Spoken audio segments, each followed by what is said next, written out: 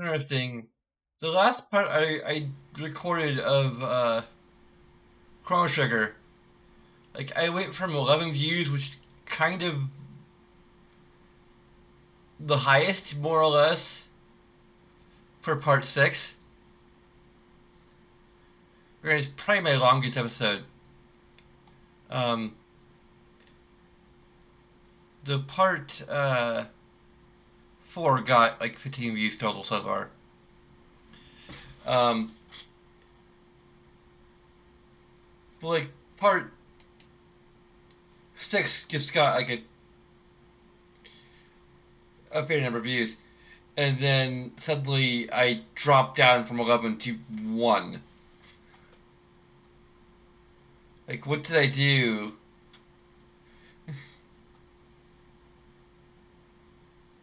yesterday to, or even during the day before yesterday to like just turn off so many people to watch, continuing to watch this? I don't know.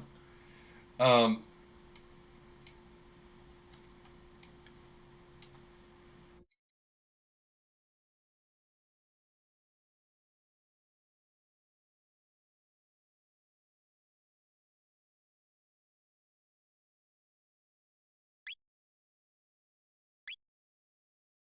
like lack of understanding of how the leveling system works, which I corrected immediately.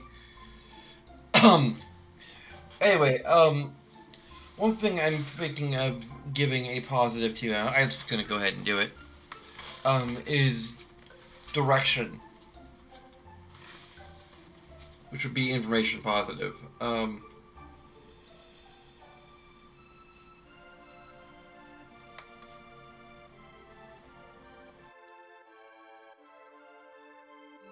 Or clear direction, I guess.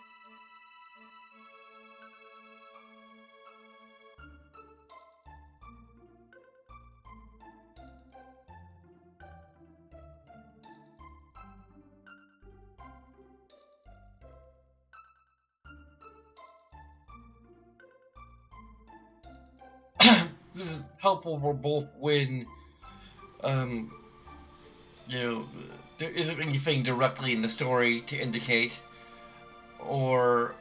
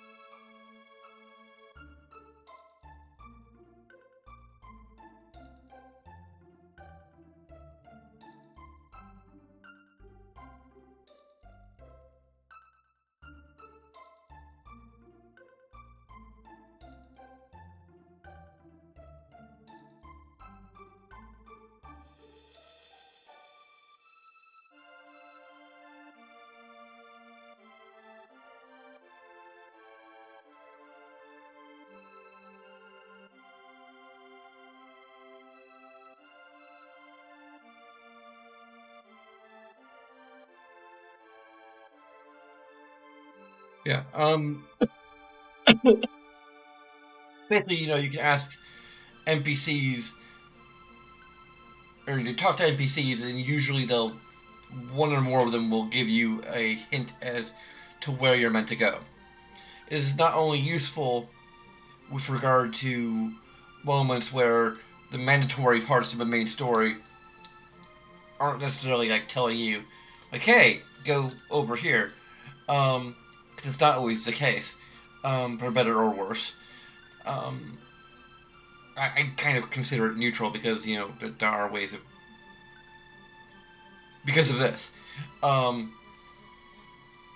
and because generally speaking, this is almost better, at least if you're going to not have a quest log in your game. Uh, that the direction come organically from NPCs. So, because if you're just making it part of if you're making it part of the main story, um, it ensures that the player will actually know where they're supposed to go next. They'll because you know, but on the one hand, basically, um, the player will have to go out of their way, so to speak, to figure out where to go. They need to go next. On the other hand, mandatory story elements usually happen just once when you have the story, when the story is taking place. So you can't really go back and get that information again. And if you could do a little bit of both, but then it can feel a little redundant. Um, Potentially, I don't know. Um, and the thing is, at least for the style of game, speaking to NPCs is kind of just what you do, and it doesn't necessarily feel like busy work or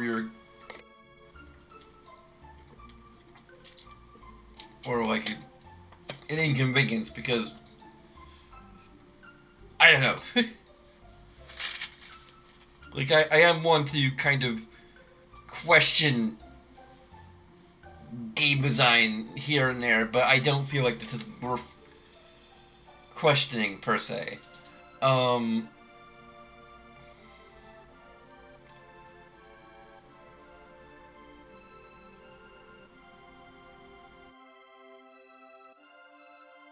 Actually, noticing that the clouds are actually moving, in addition to like having the warping effect.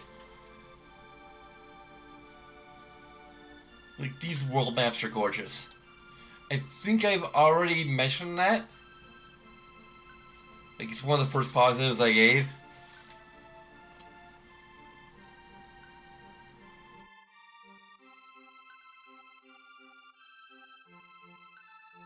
I'm probably gonna give if I haven't already, I'm probably gonna give a positive for graphics and I think I already have. I think I give a positive um for background sprite work. Um, sort of for dungeons and even the world map. Although the world map I think already has some positive. So do doodads. Um,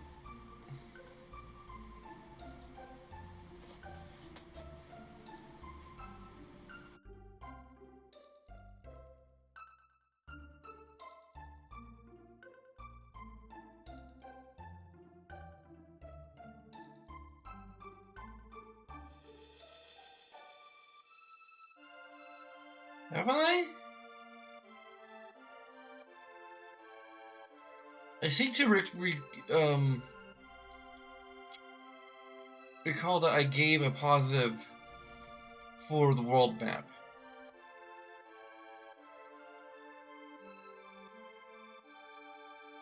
Yeah, for a detailed animated world map with like all these graphical effects.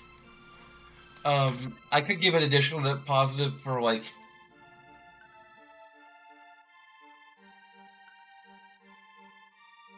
the atmosphere of each world map.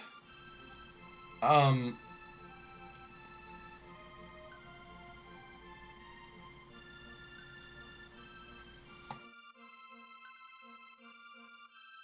But anyway, my point with regard to this positive in particular is that if you put down the game for like a few months, life gets in the way, or maybe a different game comes out, and you really want to play it, um, which is often the case for me. It was pretty much the case for abandoning, and I promise I am going to try and get back to Mass Effect 3. Maybe even next. I'm not quite sure. Um, I probably should just to get it out of the way. Um, but anyway, uh,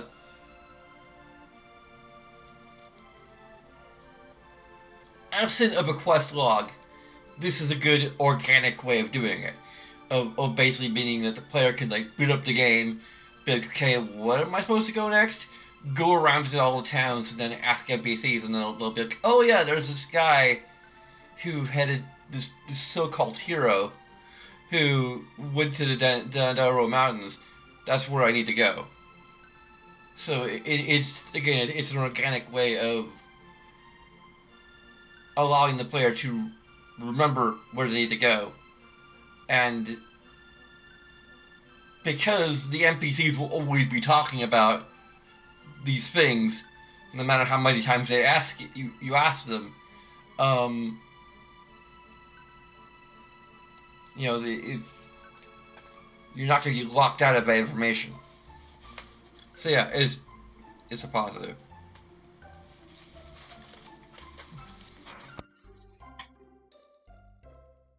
I also wonder if I should give a positive for the fact that there are like some cutscenes that are kind of happening in the background, at least at this point. I don't think it's really consistent throughout the entire game, though.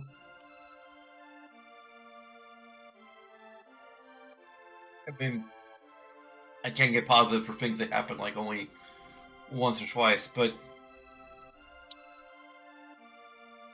I don't know. Oh, oh, okay. I'm just.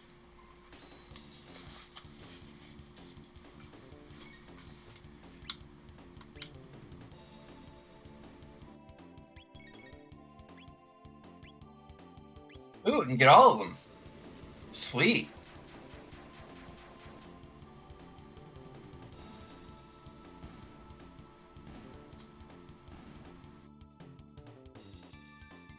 Flawless victory. Although I think I already maybe lower on health from other things.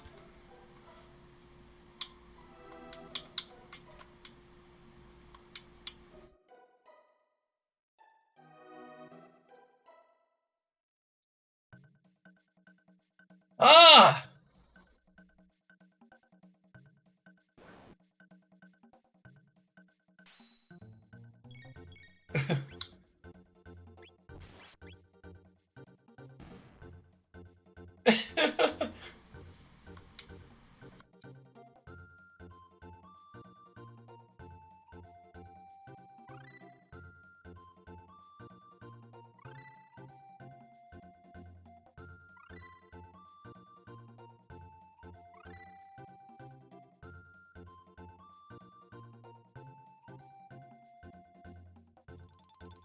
This is a terrible place. You best throw it away while you can. Really? We can kill this guy in one hit. Okay, maybe not that guy. We killed the other guy in one hit. Okay, maybe we should use magic on this guy.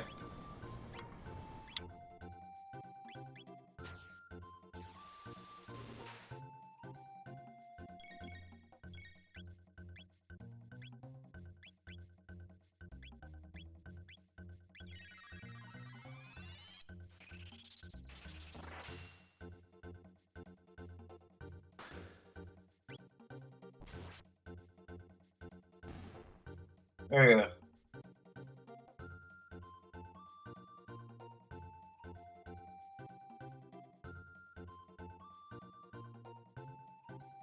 I think we need to go back down and...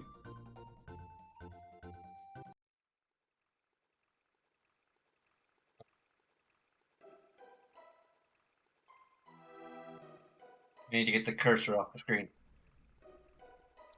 This is a family show. This is a family,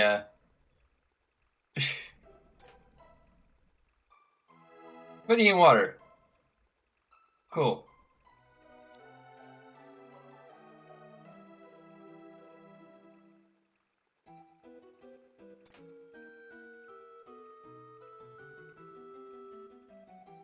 I should we leave him alone? Hey, how's it going?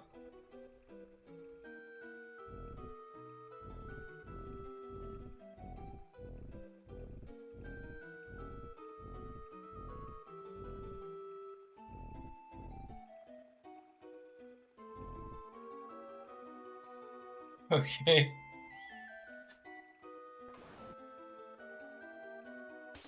Okay, that's interesting. Um,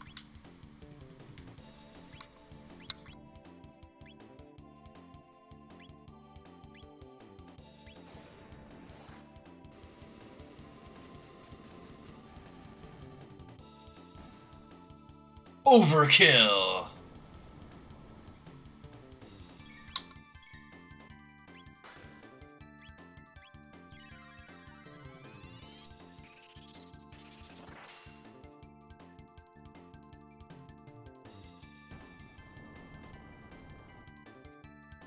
We should probably be,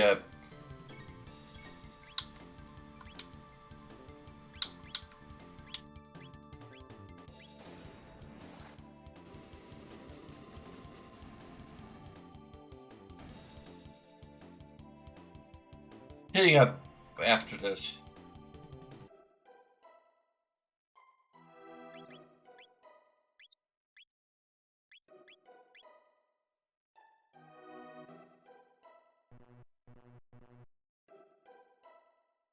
Got enough MP.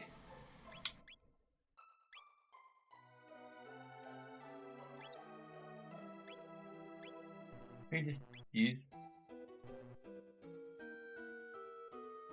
Okay, that's interesting. Well, that's what she will get next.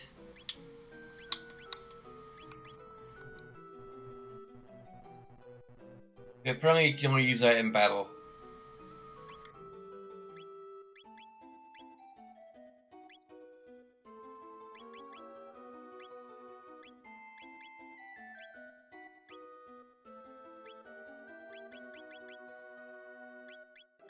I have to give control positive for the ability to switch out power members anywhere.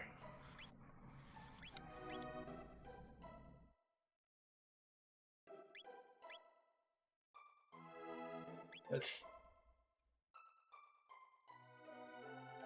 kind of awesome.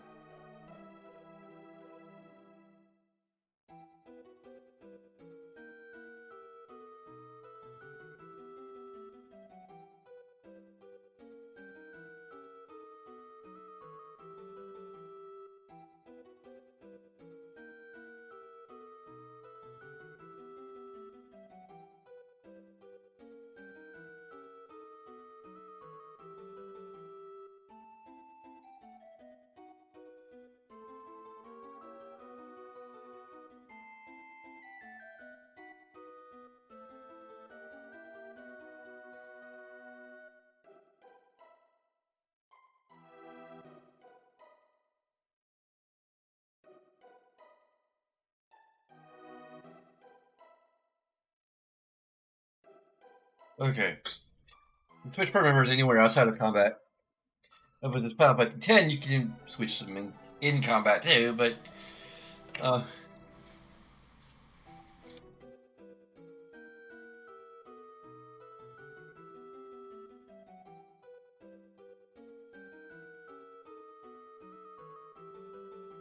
I kind of like it when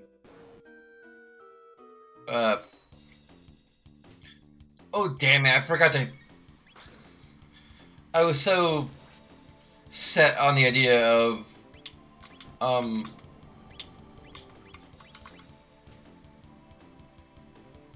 great.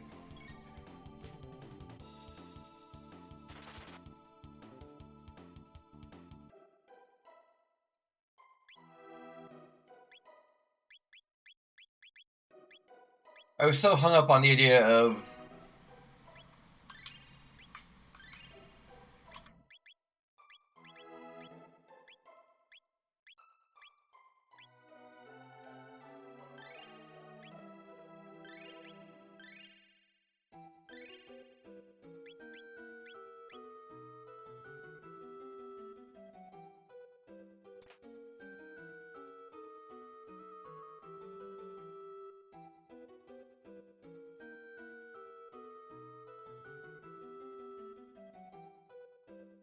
I have no idea. Whatever.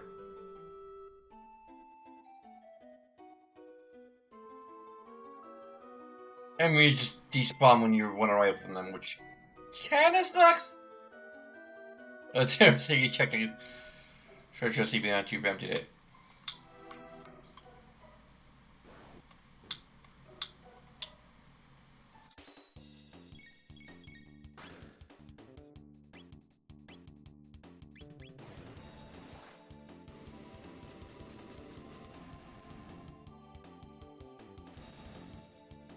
Oh, that's cool.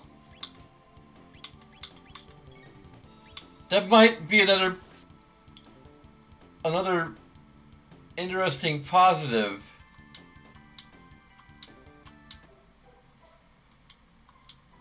I might just be giving a general positive for the little touches to the combat system.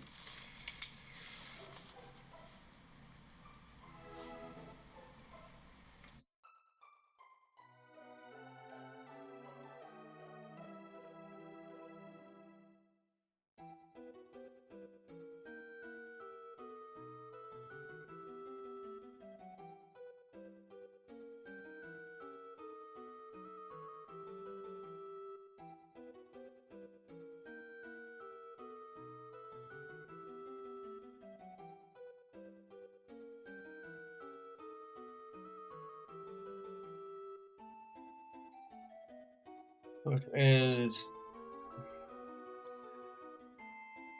is picking up other enemies and throwing them at the party.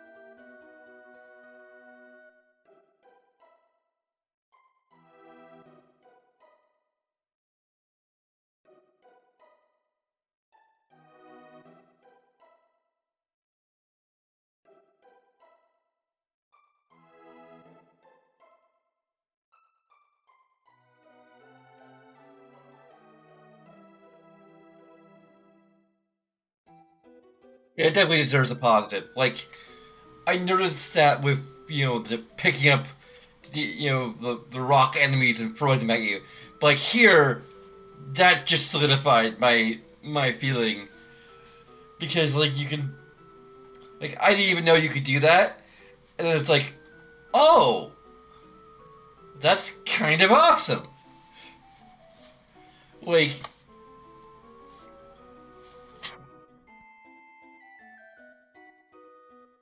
I'm like just the more I play this game, the more I just feel like this is the greatest JRPG ever made.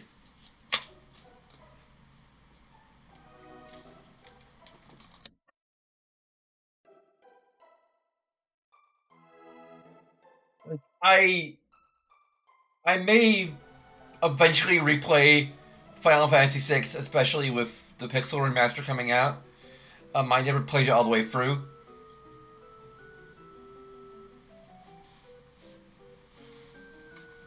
I feel like I only got like a little bit past the opera scene,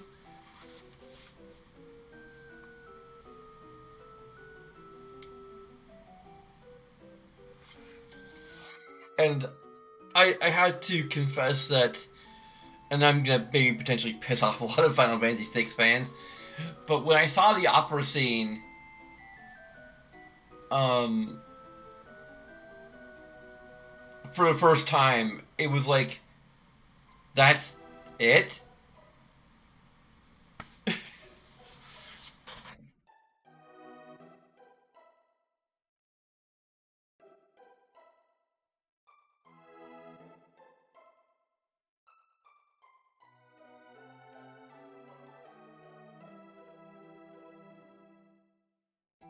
It felt kind of a little bit underwhelming. Um, and it was also followed up by like what I feel was one of the worst parts of the game with the octopus character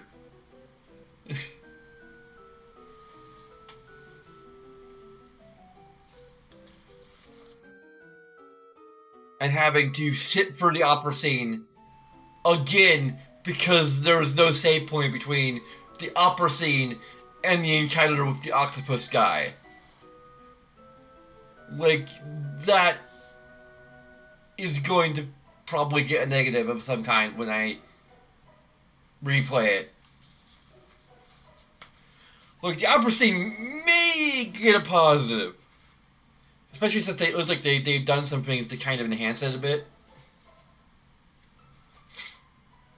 That looked interesting. Um,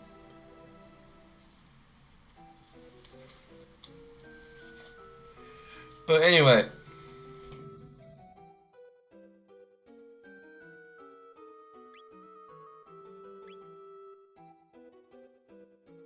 I don't remember Final Fantasy VI having anything like this.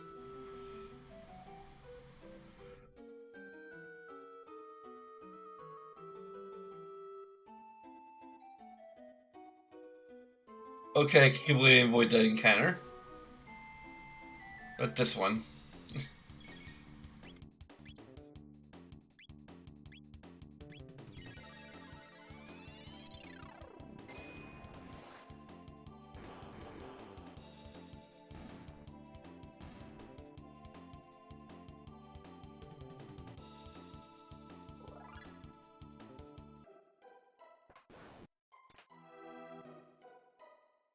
We're getting lots of resurrection magic here. He's gonna be really dizzy. I don't need to use magic against them.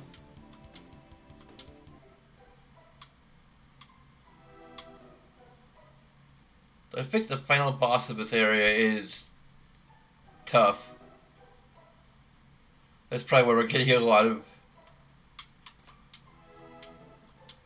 We've got like proper shadows here.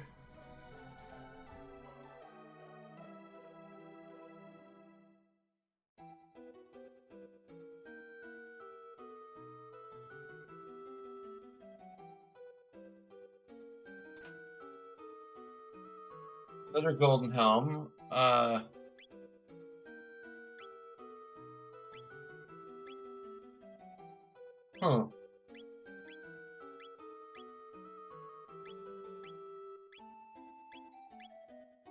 Maybe we can give it to Robo.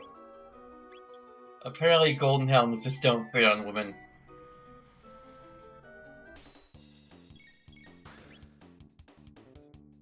Hey, Luca.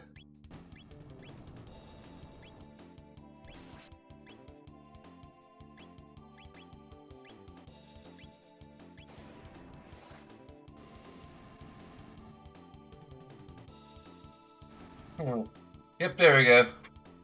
Then lowers his defense radically.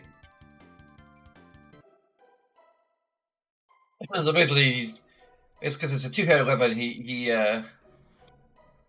using it both offensively and defensively.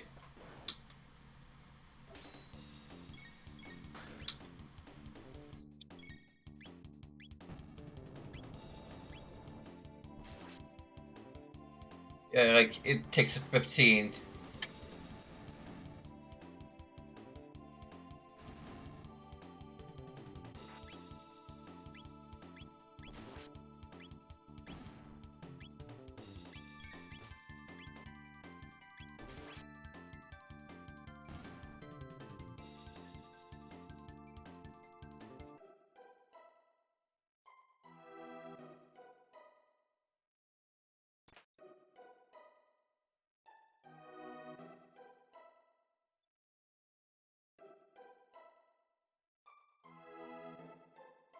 Is that broken?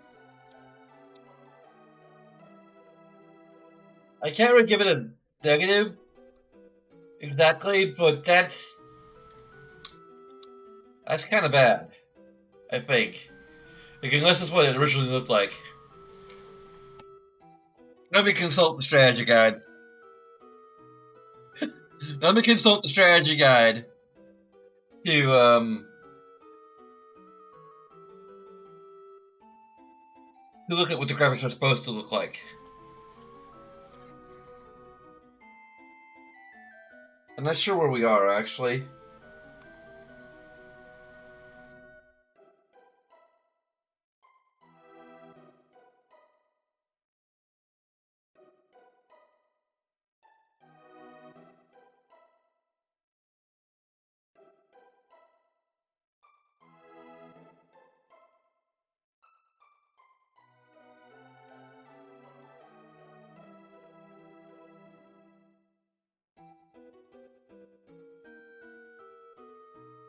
It looks like the waterfall appears in the.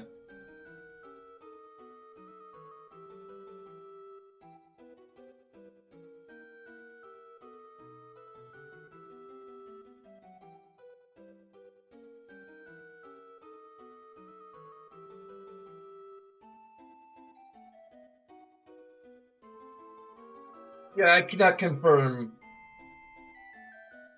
uh, the appearance of the waterfall.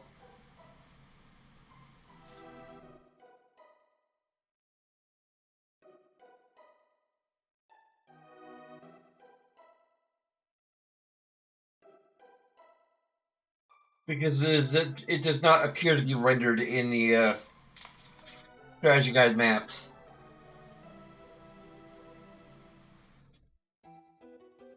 Either that or I just don't know where we are. I think we're here. Yeah, there's no waterfall. Or there's a waterfall, obviously, but there's no. It's not rendered on the map, so I cannot tell you whether it's a double rainbow all the way. It's a half rainbow here, which looks kind of weird.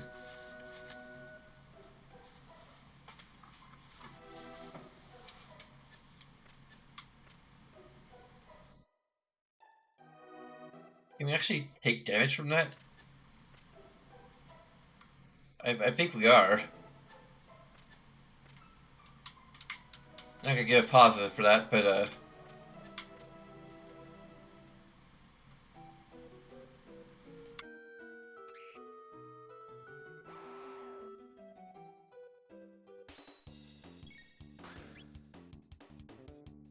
Freelancer and the Ogden. Um,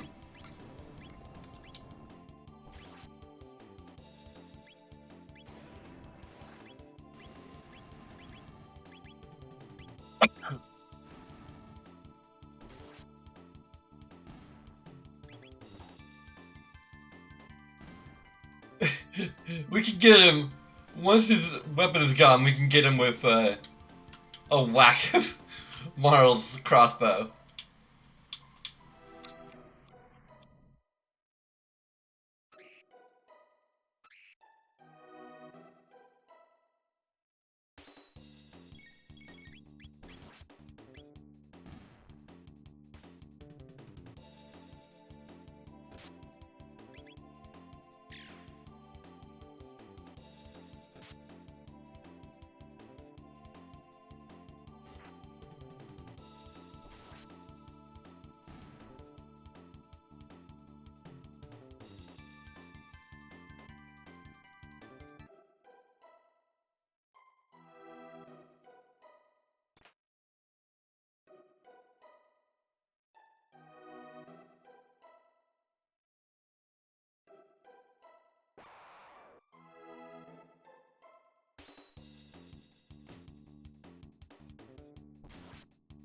Not sure if Firewall's gonna. Huh. Apparently, like, only that guy was holding the.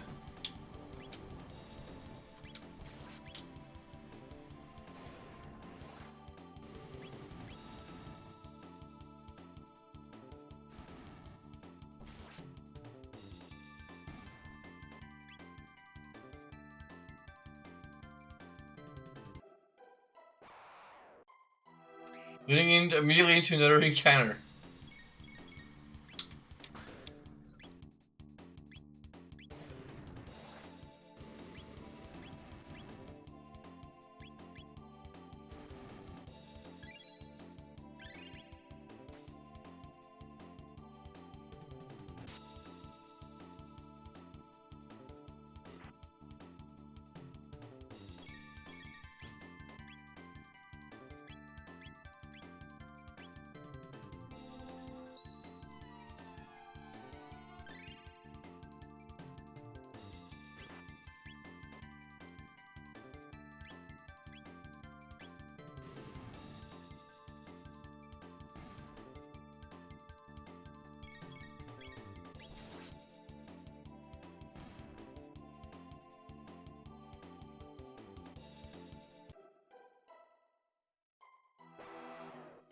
Wow!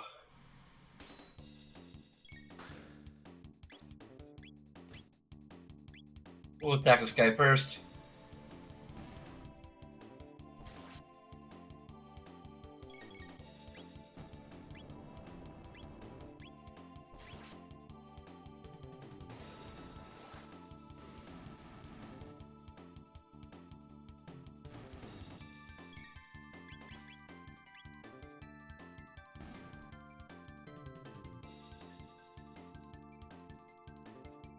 This is the endurance section.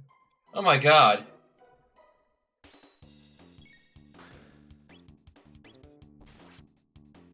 Gauntlet, or whatever you want to call it.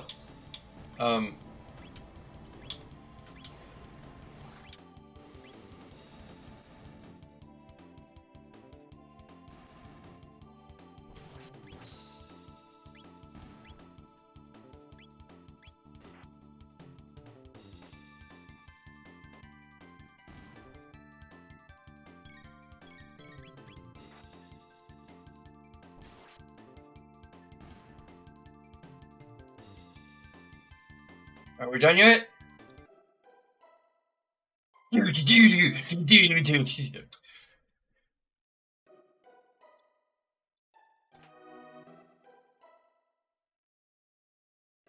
Rainbows are meant to be like only halfway. Okay.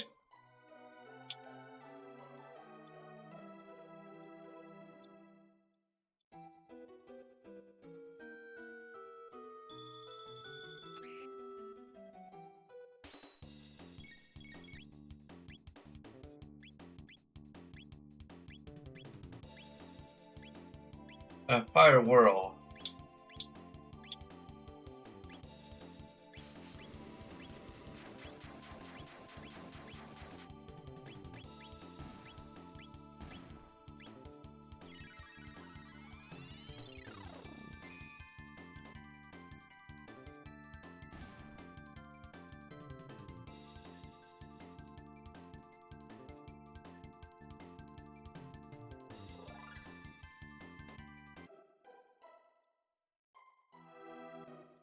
Oops, oh. It's a good shortcut, but that's a bad game design. At least the enemies don't respawn. Oh, the enemies do respawn here, though.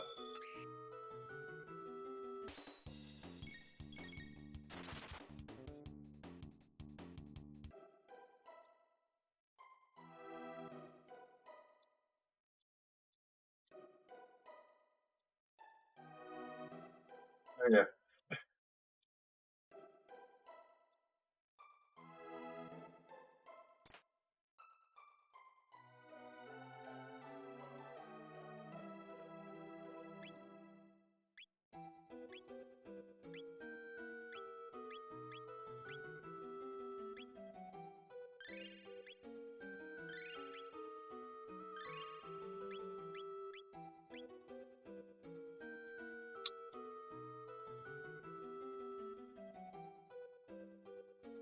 Quiet! You're ruining our ambush!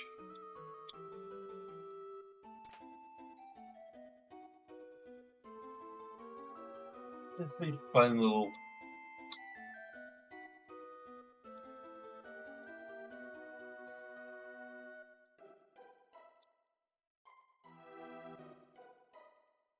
Mountains are nice. Mountains are so nice. It's such a nice view. Mountains are so nice. Really aren't gonna leave me alone, huh? Here, take this. Magic capsule. Huh. Mountains are so nice.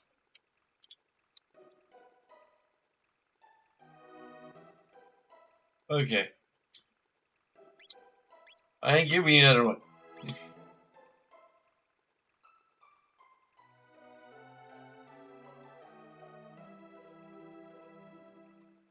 I'm not sure if we have a particular character who is handy with magic right now.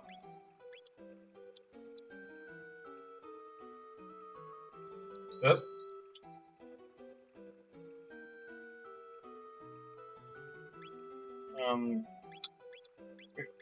I just wasted a bunch of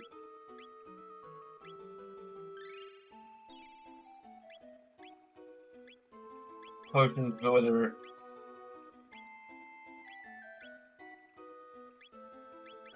We kinda need our TP too.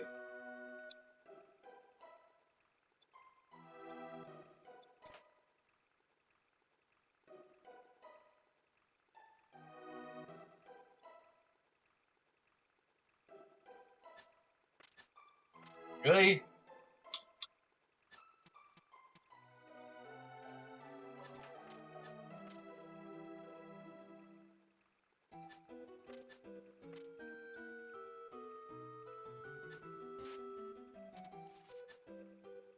Wow.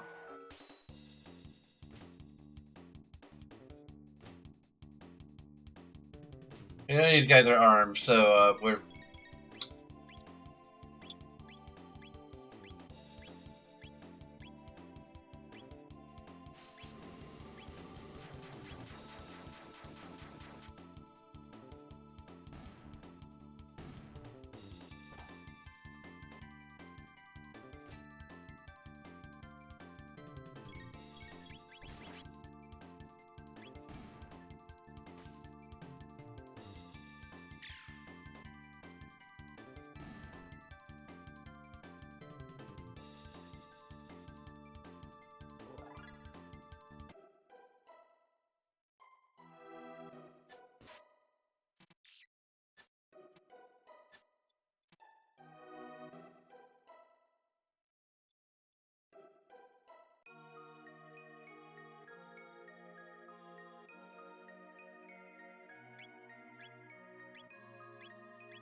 and use...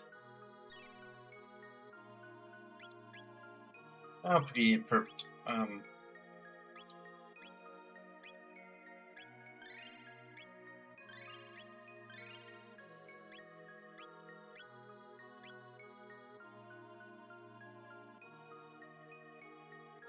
I'm the wind! Whoosh! Hey, don't go up there!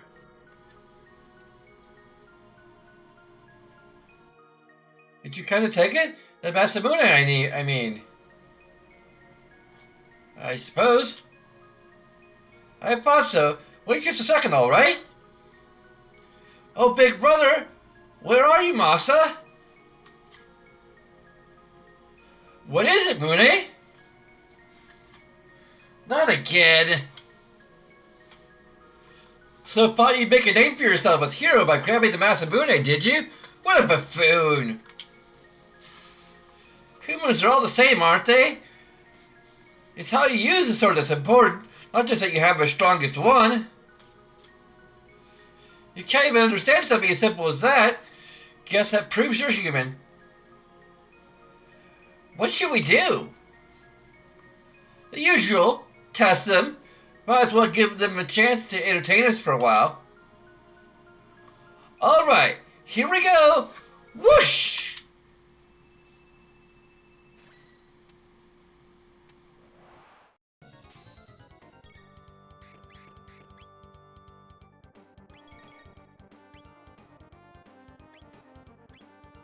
Okay, so that's not gonna...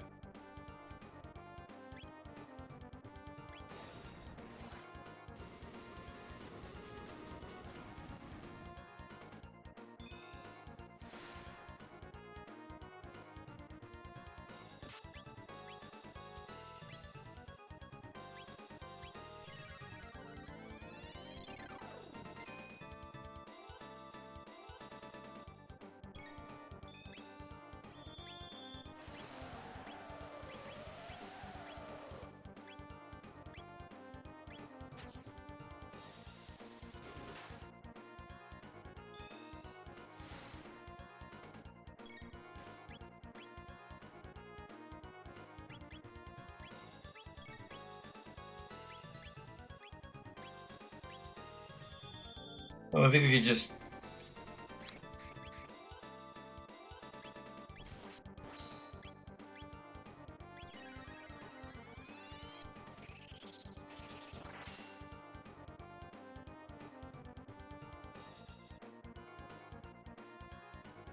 Think about powers alone.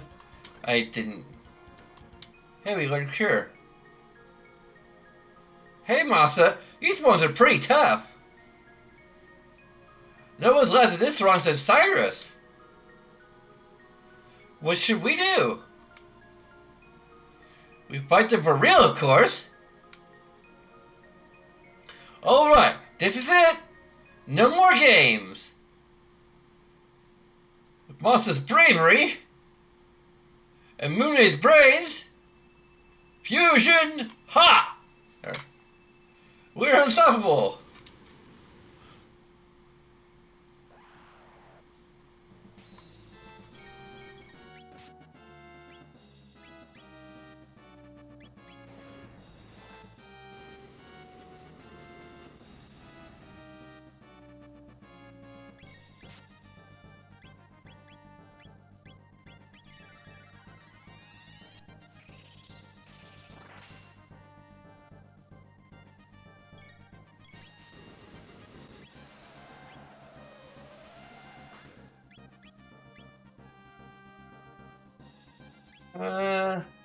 Chrono.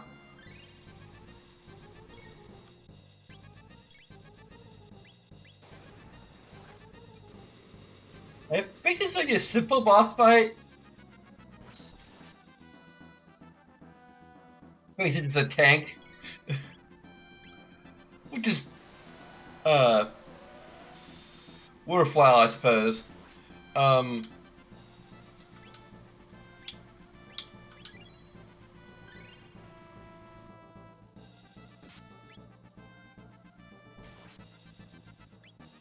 You have to, like, really watch your health here.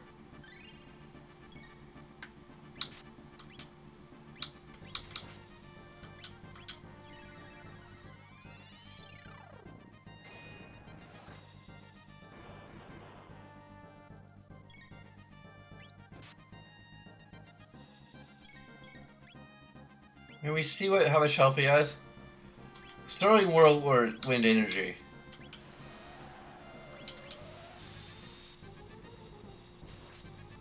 Oh, okay.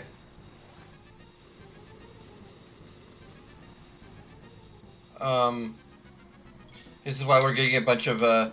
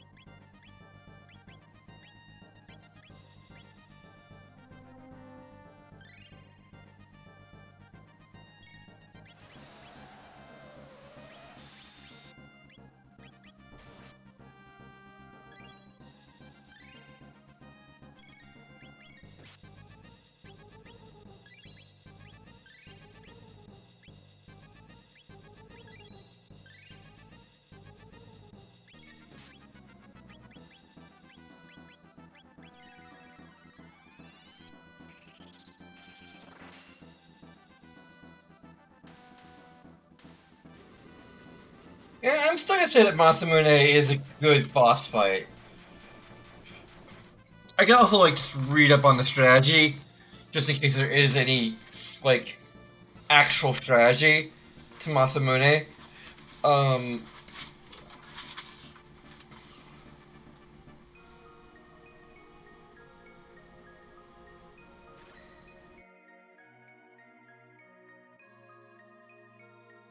Type of tornado with Chrono Slash. Okay.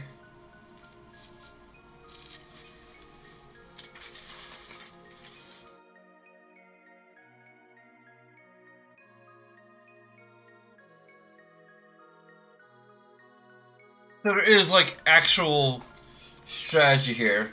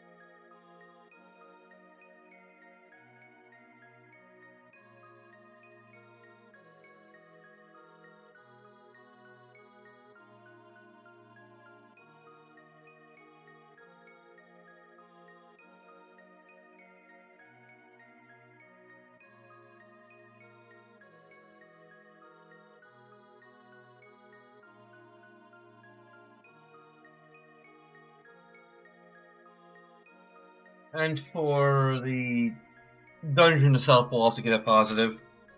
It's pretty well designed, has a lot of interesting new enemies. Denadoro Mountain.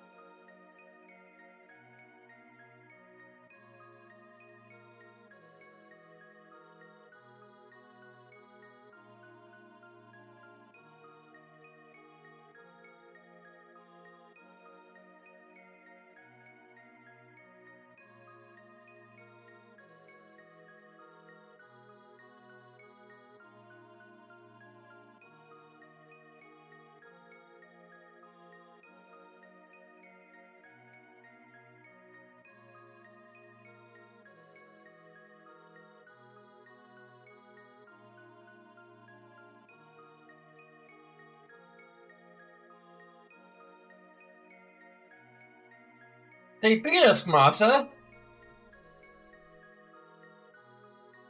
That was fun. Do you think they'll fix us? Will they find our proper owner? Yes, it'll be alright.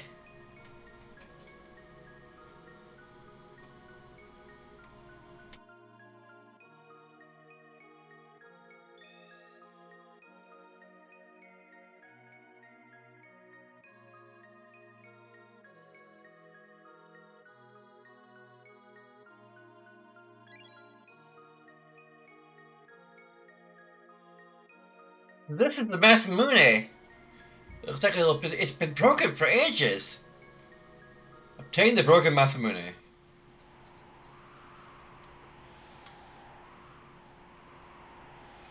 Allow me. We'll ride the wind to the base of the mountain. Good luck to you. Shortcut again.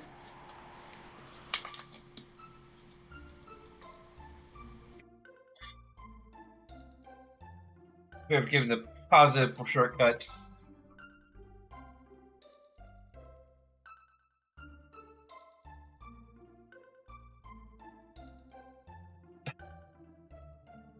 I like, I like the idle animations kind of a little bit.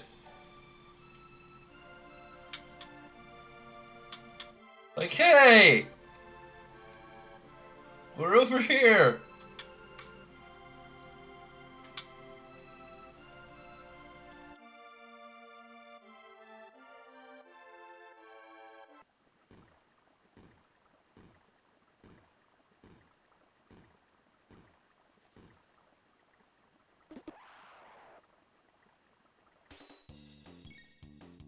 I wish these were avoidable, but they're like so quick anyway.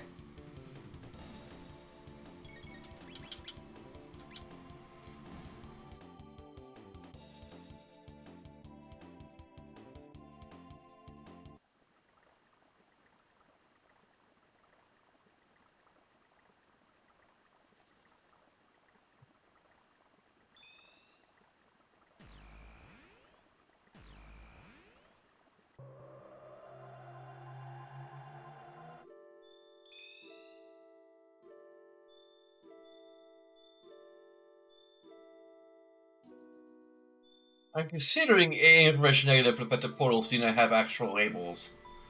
To check them individually.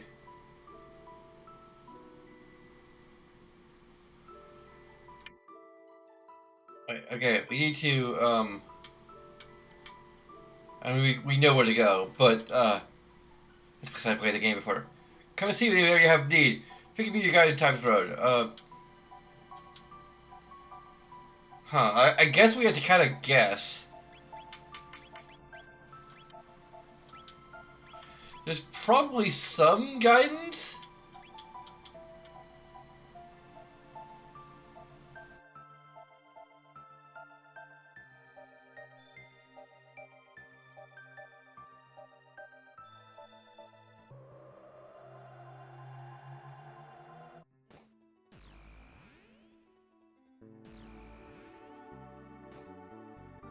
I imagine, um,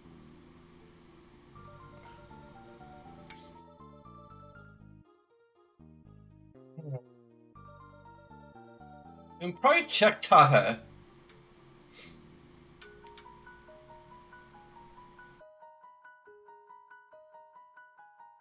We probably should.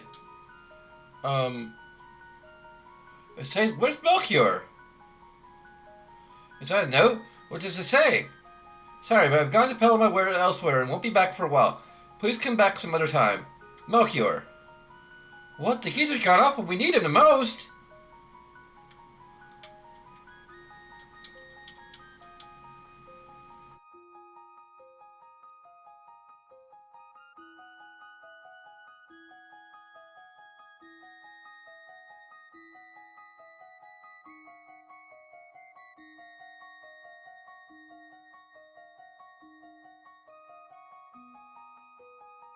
I'm not quite sure.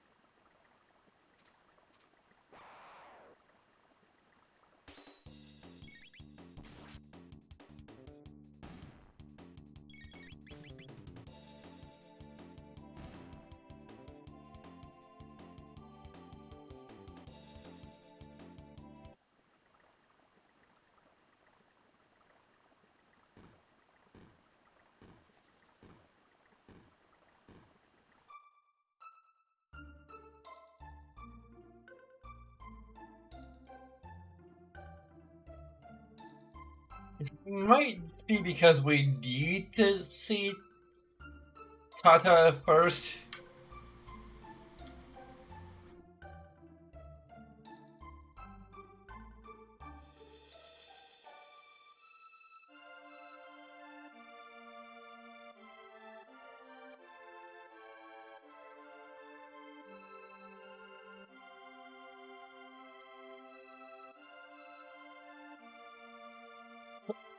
Get me! Truth be told, I plucked the badge from the floor of a tavern. Some beside froggish fellow dropped it as he stumbled out. I thought to sell it, see, but then everyone started calling me the hero when they saw it. And, well, I don't know what to do but go along with it.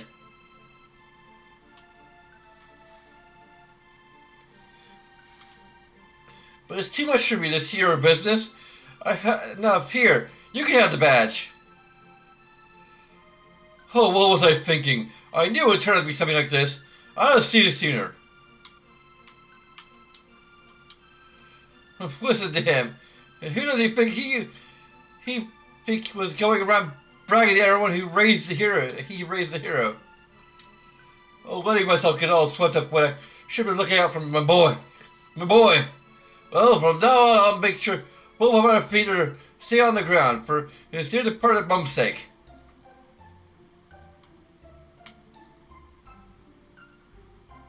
We might.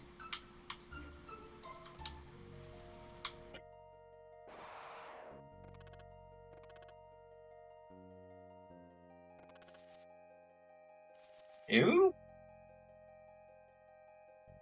Ew? Okay.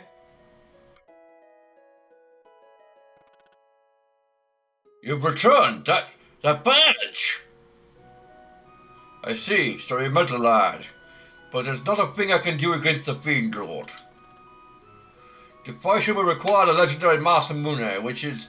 No, it matters little. Even had I the blade, I have no right to wield it. Please, leave me be.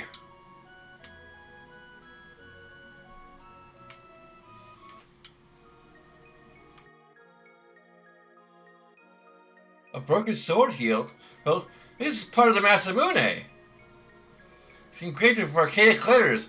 I think I can make it out. Let's see. Melchior.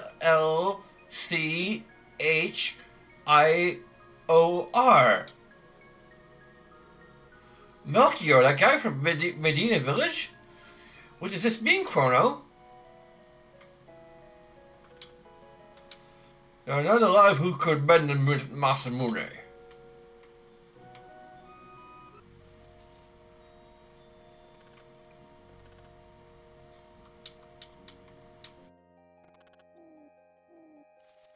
They...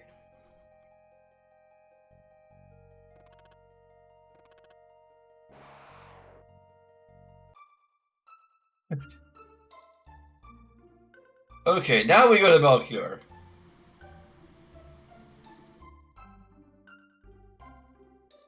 It's kind of neat that they have that thing there.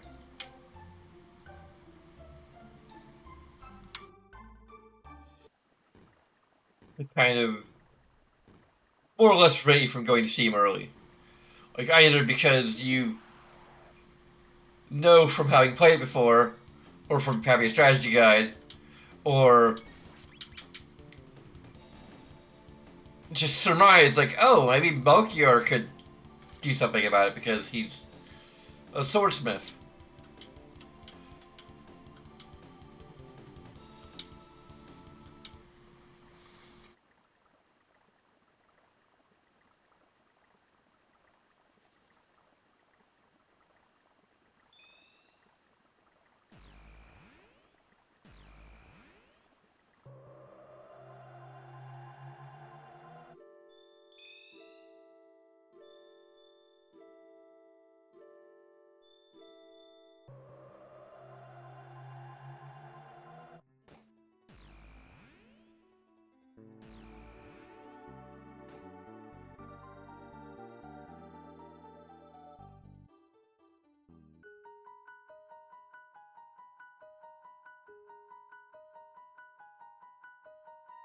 Eddie's back.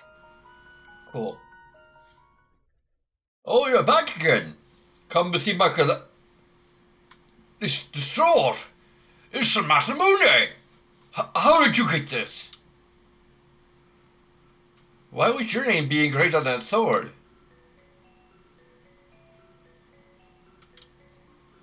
It's a very long story. But that is the story you came to hear, is it not? Of course. Tell us about Masamune. Can you reforge it? I could, were it possible for us to get our hands on some of the dreamstone from which the soul was made. Dreamstone? Where can we get that? It's nowhere to be found anymore. It was a glittering redstone, once valued even more than gold. Unfortunately, that was long, long ago. Longer even than you could imagine. Well, let's just say, I doubt you'll ever find anything, but if you should find any, but if you should, I'd be more than happy to repair the Masamune. Keep it with you until then. So would you like to buy anything?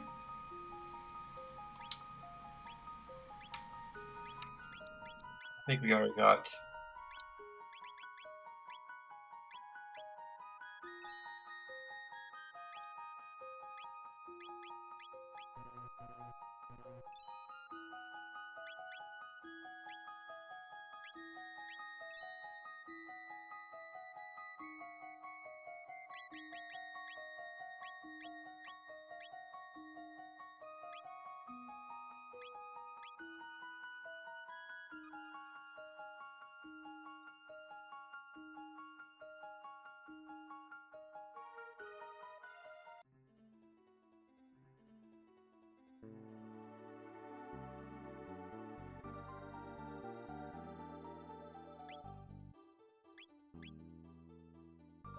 Zon motto is a massive improvement. And it also does a lot of damage to magical beings. Um,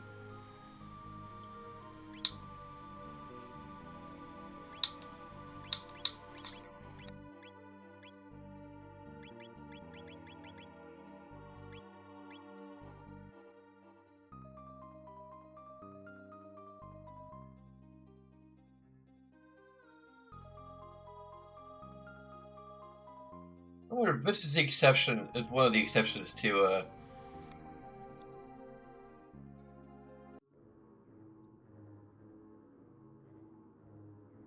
like type 1 time travel.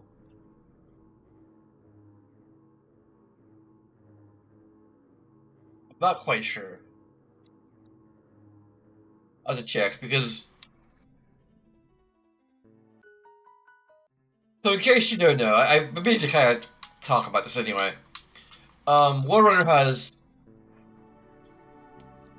a concept of there being three types of time travel in fiction.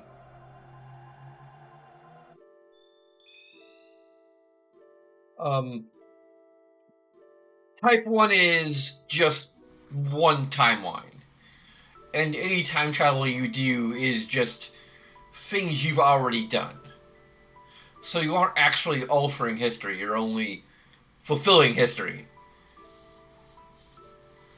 Because everything you do in the past is something you already did in the past. Because that's how the past works.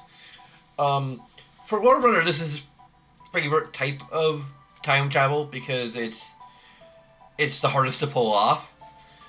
For me, it's kind of for the same reason. I don't. I. It's a good version of time travel to um, utilize in fiction, even though it can kind of make your head hurt a little bit. Um, it's interesting to when it's done well. It's really interesting to like read or see or hear, as the case may be, depending on the medium. Um, but a um, as a creator of fiction, I kind of prefer the flexibility of other types of time travel. Um, which kind of brings me to type 2, which I think is kind of the happy medium between type 1 and type 3, where it's one timeline that can be altered. Um, it is a balance between consequence and flexibility, basically. Um, I also would argue that there's type 2.5, where you're technically creating an alternate timeline, but you're kind of stuck in that alternate timeline. Um, which is actually it's technically type 3. Like, type 3 is you create an alternate timeline. Um,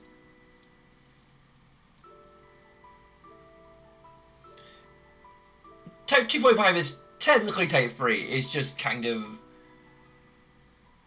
a, um, again, it's kind of, the design of 2.5, of type 2, but without the paradoxes. Because, you can create a paradox in, at least hypothetically, you can create a paradox with type 2 time travel, depending on other little niggles and details. Um, because, I mean, there's always, like, things like time traveler immunity, which I actually kind of agree with, both from a storytelling standpoint and even from a kind of logic standpoint. Like, there's a certain logic to time traveler immunity, which is basically where you're, like, if you go back in time and alter history, your awareness of what happened in the future is unaltered. And the way I see it, it kind of makes at least some degree of sense, because you are there. It doesn't necessarily make sense for there to be this invisible thread connecting you to the future, to your future self. You know,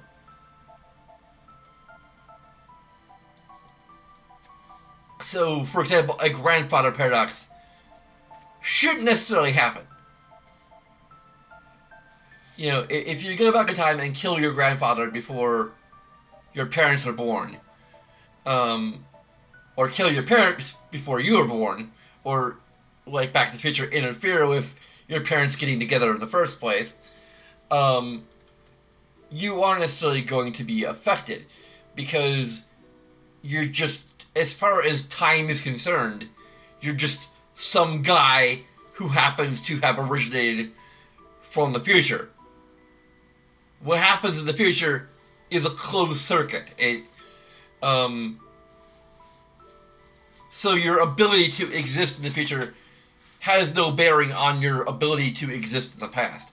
Now, in Back to the Future, it's not necessarily the case, and I also have, like, a general idea that his fading away is kind of a product of a concept of sorts, where basically the less likely his existence is in the future, his ability to exist in the future is, the less he's able to be cohesively in the present. So there's like a point of impasse where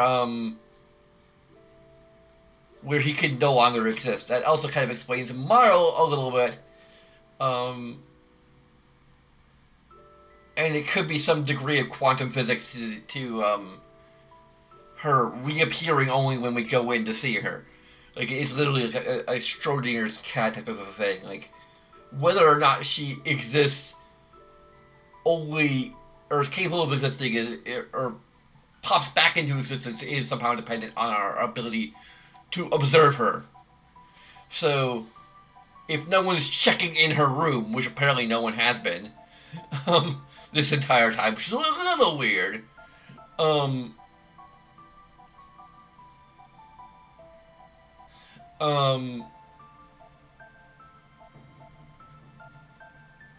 it's also the one exception to this being Type 1 time travel, or the only one we've encountered thus far. So, Warren's idea is that, more or less, we are only utilizing Type 1 time travel at this point in the story. Because there isn't necessarily any, there isn't a great deal of evidence that we're actually altering events from how they originally took place. Um, and there's also references that seem to indicate that we have already time traveled. You know, I don't know if I could point anything at the present, but it isn't until a certain point where we gain a different means of time travel that we suddenly are actively affecting the course of history. So the theory, the lore theory, is that we cannot actually alter history for the gates. There may be instances where it kind of happens, but you could just like the whole Marl thing is like essentially the only and Marl may just be unique in some regard.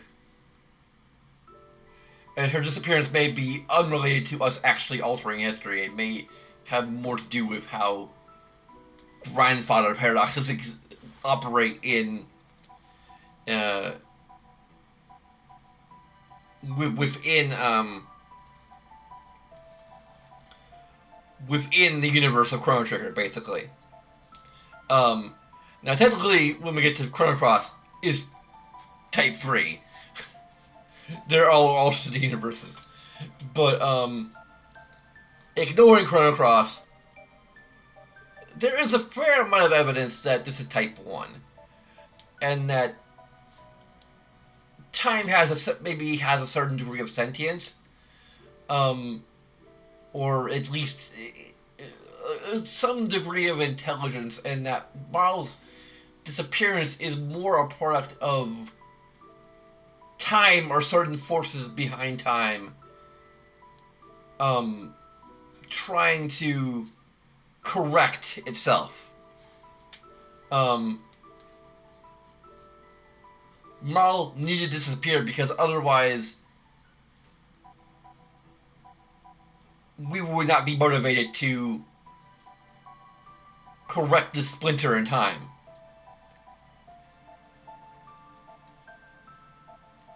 I guess, like, basically, if we simply whisked Marl away, um, trying to return her to um, her correct time, um,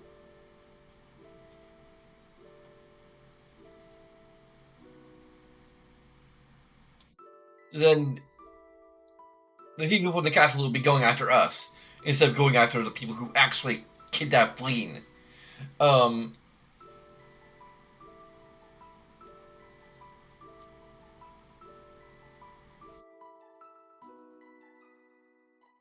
so I guess my argument would be that Marl's disappearance has less to do with her with time being altered and more to do with time trying to correct events to make sense, for lack of a better way of putting it. Um,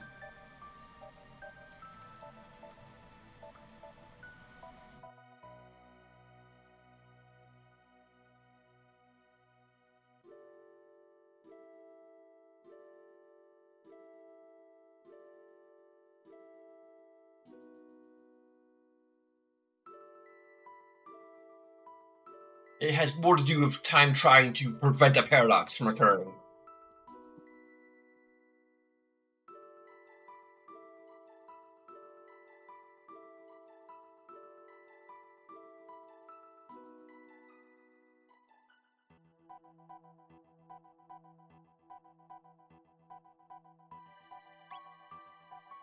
It would be interesting to potentially explore in a a sequel to the idea of time being something of a living organism.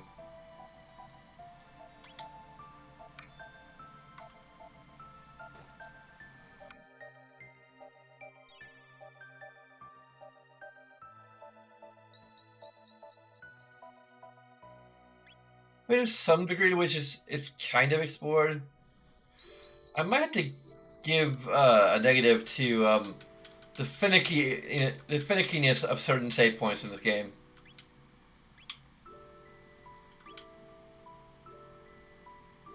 The rare red rock.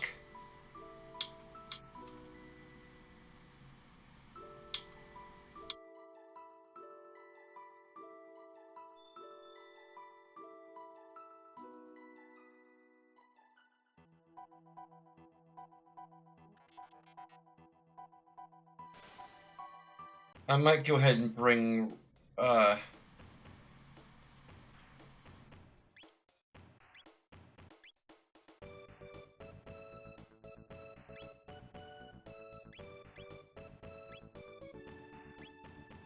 Robo with us for a little bit.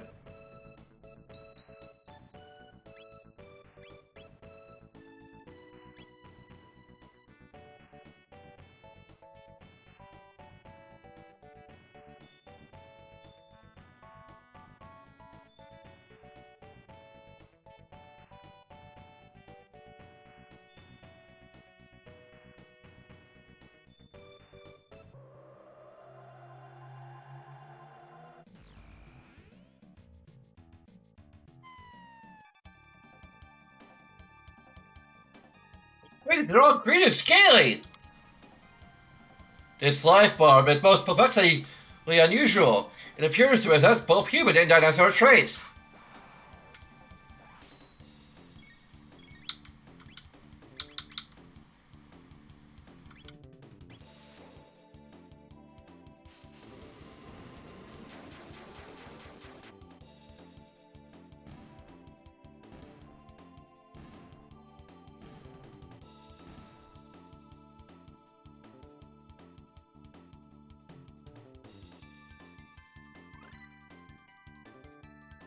I'm gonna sweep Dual Tech.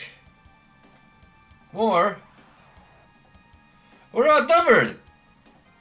Nah. Here we go, first cutscene.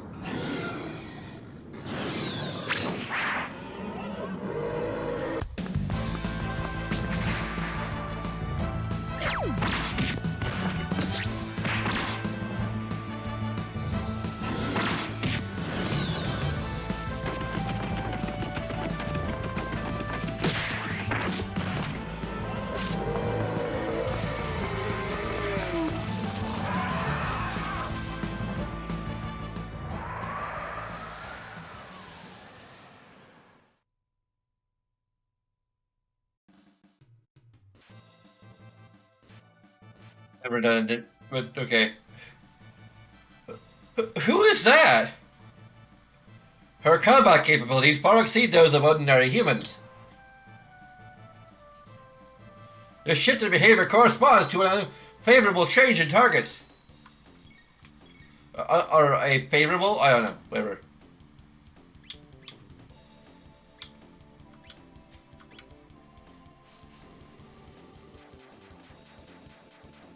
What happened to Robo? Oh, he's sleeping.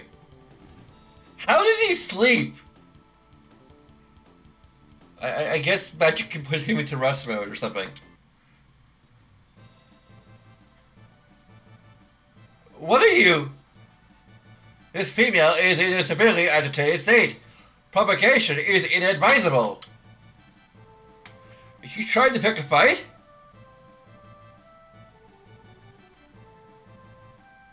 Chrono! You strong! What name? Chrono name. Good name. Me name? Me? Ayla. No. Or Ayla. Me Ayla. Ayla like strong men. So Ayla like Chrono. Like someone's got a new friend.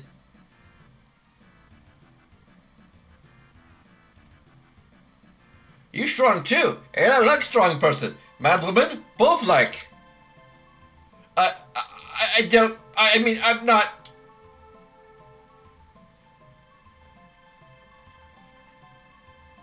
Yes.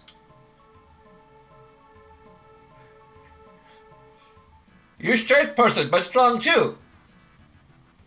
It is because I am a robot.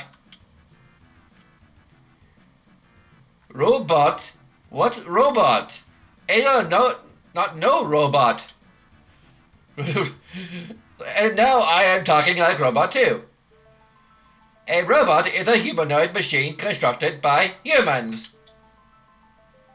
What you say? No, say word Ella. No, not no. Ella, head go boom. I kind of brought well, one, because we need to grind his TP a little bit, and two, because I wanted to see Ayla's reaction to him. Chrono, where from? An explanation cannot be formulated within the bounds of her understanding. We're from way after the day after tomorrow. Oh, Roland Emmerich film. Haha, you funny. And I like funny person. It's no use. You come village, talk and eat, dance, drink, fun. You'd like to go, but we're looking for some dreamstone right now. Stone? Stone everywhere. Here, there, village, and I give you many, many stone. I look at village this way. Follow Ayla.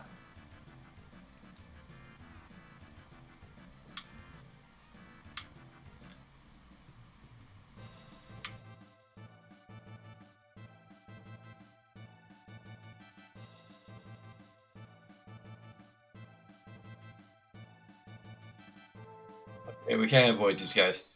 Okay, we can't avoid any of these guys.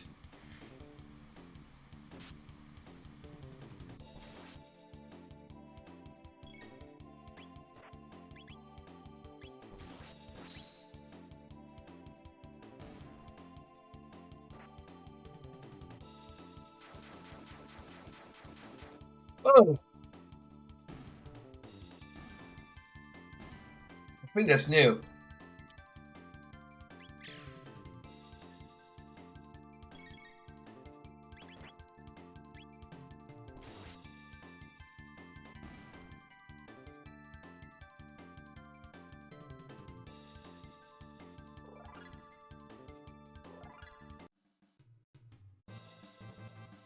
Okay, we're getting pretty close to the level where we can try and fight a.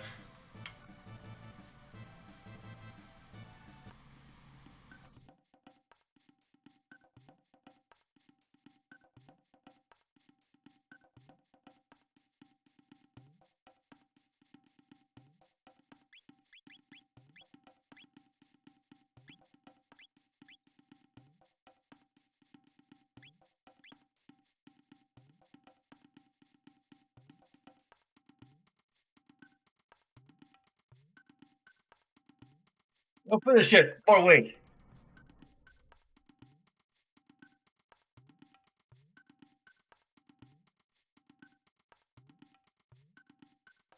Good, Colonel Crumb. Not soon. Finish training for the party. Colonel, this way. Listen, Ayla. We make new friend. Strong man, Chrono. Chrono friend, Robo, Luca. Ooga.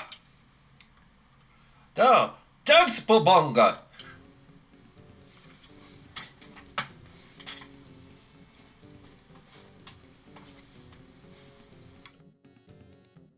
And we can't dance here. Ooga booga, manga people, dance with wind people. Booga booga, dance with mountain people.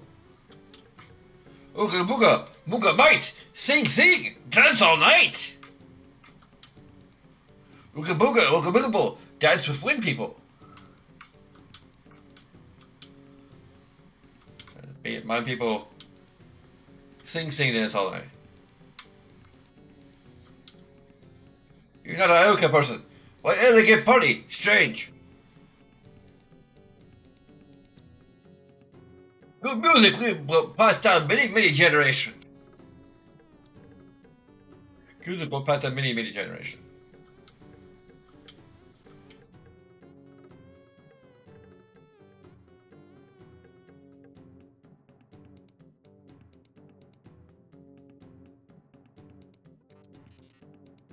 This is the most appropriate use of our time in the current situation. Should I or shouldn't I?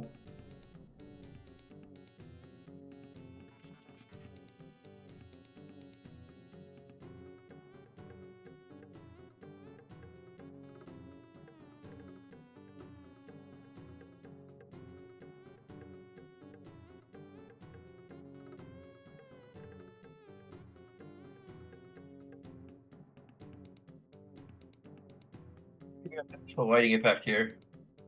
Yep. I wonder if I should get a positive for lighting effects.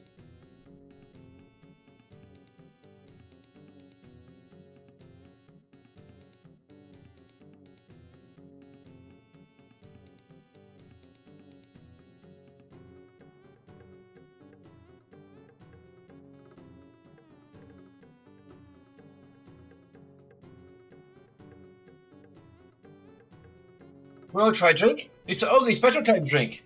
Good drink. Name's Skull Smash. Next day, Skull feels like Smash. Like a village fight reptile. Your name is Azara. Azara, very smart. On Aruka village fight. No fight person go Loruba village. Always run from reptile. Always hide. Not nowhere village. Azara want to destroy Aruka, Loruba, both. But Ayla no lose. Only when Ayla dead stop fight. No more talk that. Today meet Chrono. Good day. Eat, drink, dance, sing.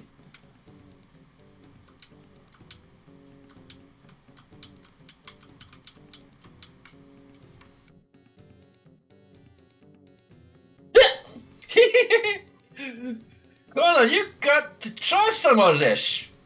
Oh, no thanks. What, my cup's not good enough for you? Come on, drink up. No. Oh, okay. This is clearly alcohol. What's that? You a man or a mouse? Drink it in one cup.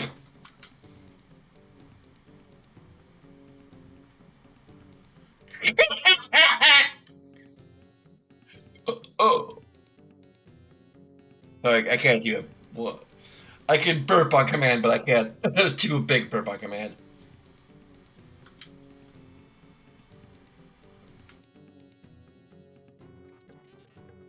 This fluid contains immeasurable impurities.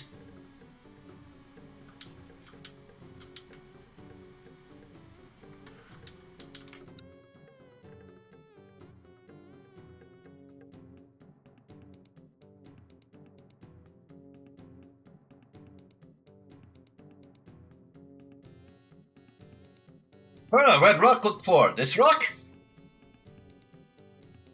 Red rock, have rock. Being strong person. Ain't a mo strongly out of village, so ain't a rock. Colonel want Colonel challenge Ayla. Win, Ayla give. Colonel challenge Ayla? Sure.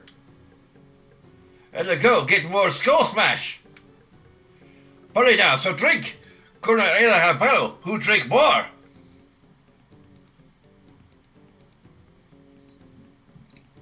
This is ancient soda. Yes, soda.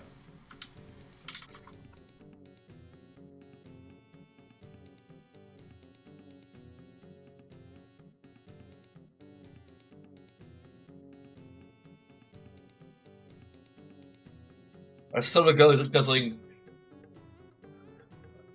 I think I skipped it. No more Chrono. Ayla lose. Give rock. Chrono, drink good. Drink one more. Too strong, Chrono. Pour. Maybe too much drink.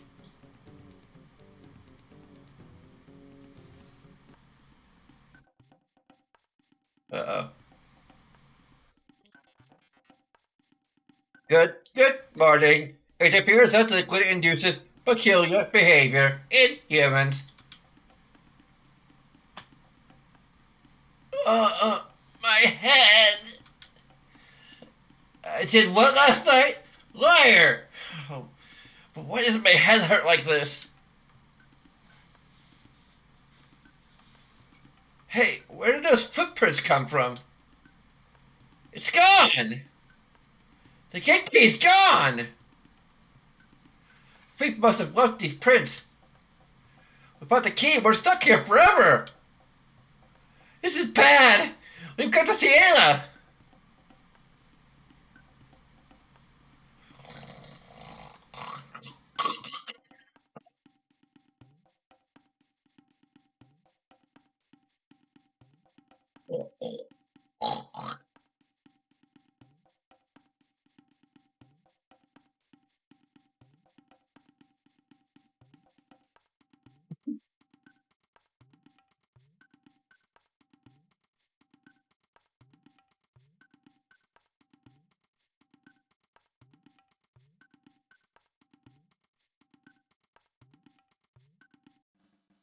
Hey. What? Oh, Chrono, early awake. Ah, too much skull smash. Started waking, but someone stole something important from us while we were asleep.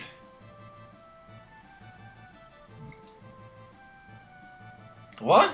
Stole? Must be Riptide. Could go Bela. We find bad Riptide. Who else come? We should probably bring Robo, because he's the most underleveled.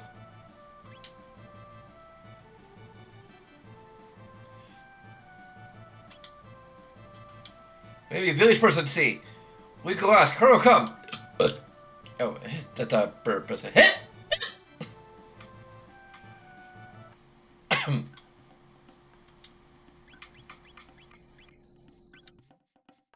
Okay, what time is it? Like it, footprints follow. Should the footprints be on the map?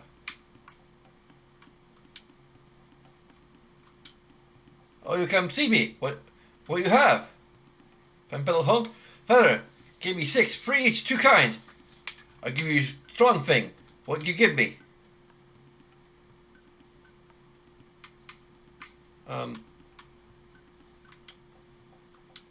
What else you give me?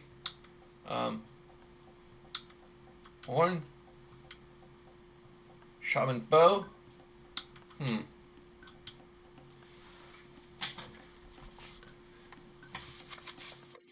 Probably a guide to what we can trade here.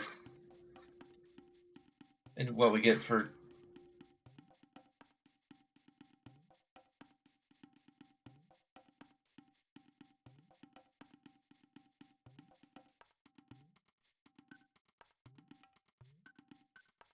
We get ruby armor if we get 10 of each.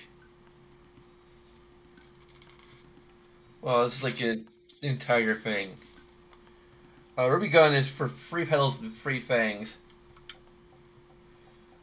A stone arm.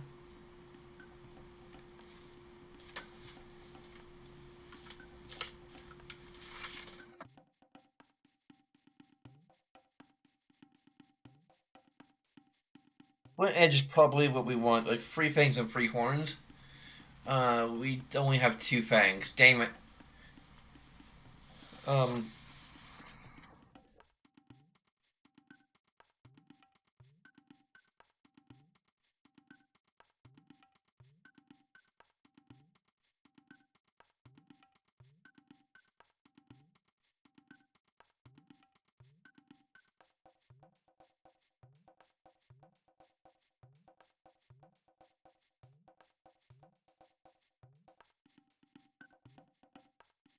Probably depending on when we go, we can get better weapons. Like right now, we could get like ruby gun, sage bow, um, ruby vest, um, but once we get to this, step 16, which is probably a bit later actually. Yeah, that's probably when we come back here, like much later. We can get like better, even better armor and weapons and such. Um, like petals.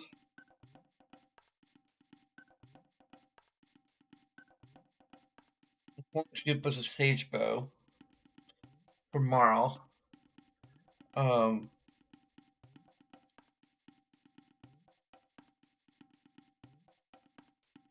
um,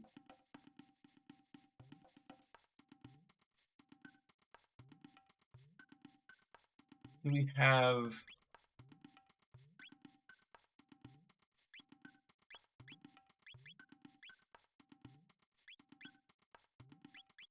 hammer arm. Okay. Um,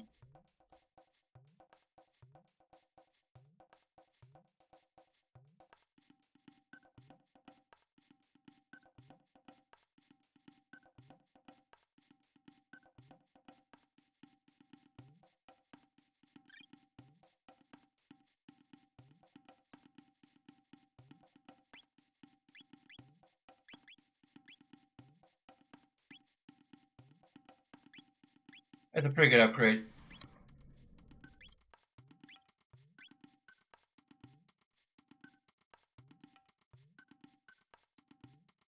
So hit there.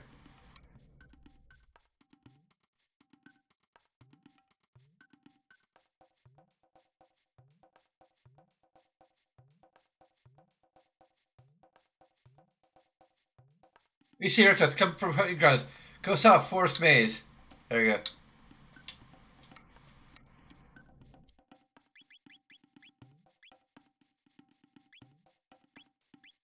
Okay, so I'll do the Forest Maze tomorrow.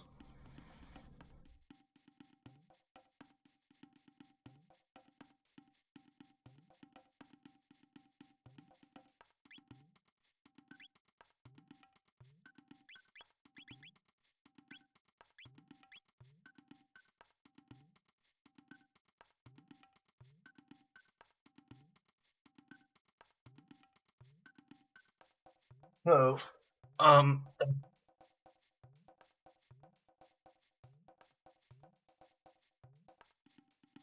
you probably get some character positives. Um, I'm not sure yet. Like Ayla's already giving me a pretty good impression. I'm just gonna go ahead and give a information positive for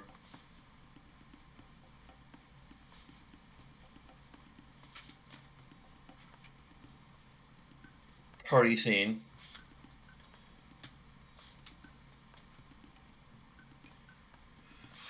I could potentially give a control negative for um us being stranded at this point. Um,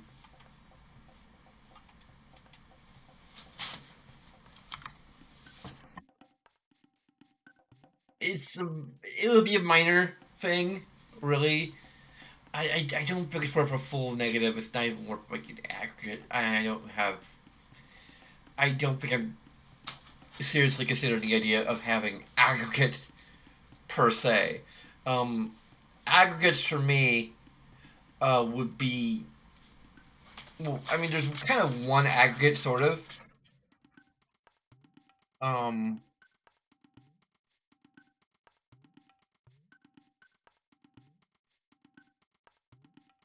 yeah, like for the race, which was the race itself was kind of okay.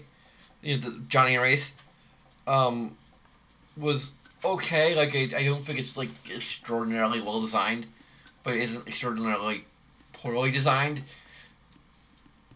But so it's kind of in the middle as far as I'm concerned. But the fact that you could skip it kind of if you don't like it or if you have too much trouble with it, and you can just fight the monsters on the way. Um, Makes it so that it's a full positive. The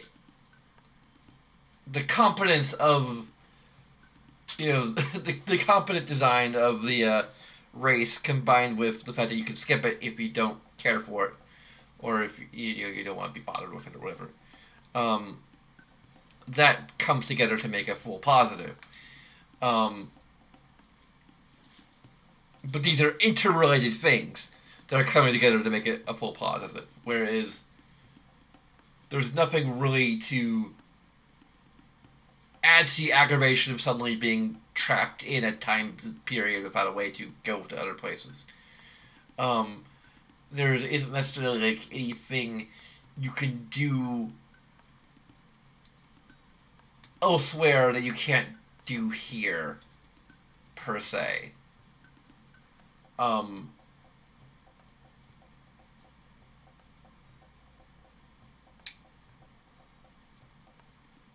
like there's no particular there's not a ton of side quests that you could be doing, for example.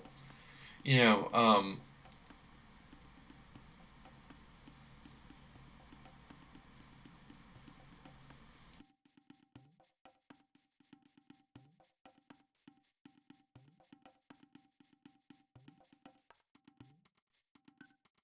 so yeah, I don't think it's negative in this instance.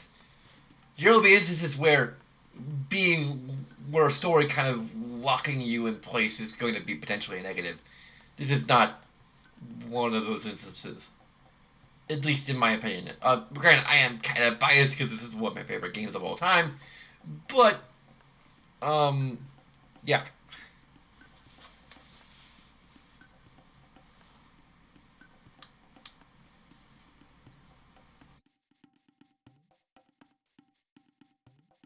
And if anyone in chat wants to like give their input on uh on what I'm doing if I review, feel free to chime in.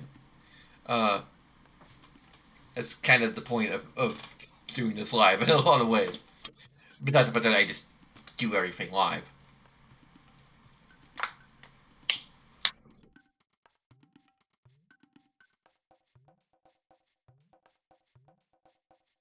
Anyway, I think that's it. Like, unless I'm gonna start doing character positives for everyone. Um, I mean, Marl. I don't think Marl's earned a positive yet. She will at a certain point. Um, Ayla's kind of an instant positive. Robo is probably an instant positive. Luca is a a positive at this point.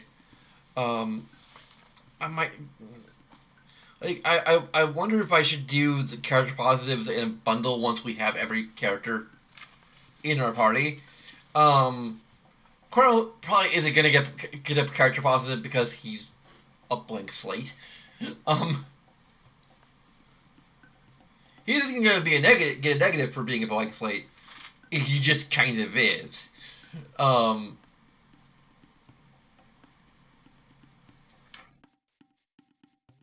he is the player proxy. Um,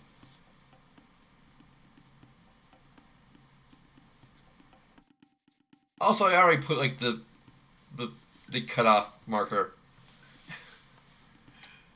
Um,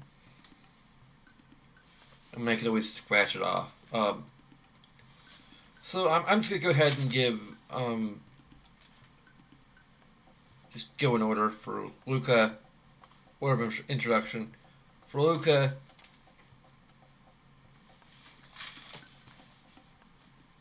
And hope I can remember when we get to the scene where like Marl is really kind of uh, gets a moment to shine, which will be much later if I'll remember to give her a character positive at that point.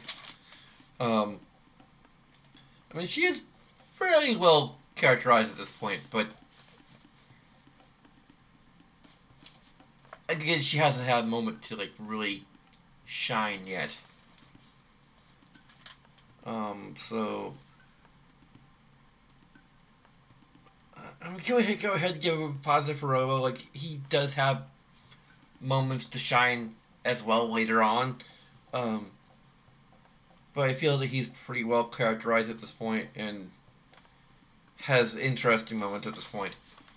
Um, Ayla is pretty much like right off the bat. She's pretty awesome. Um,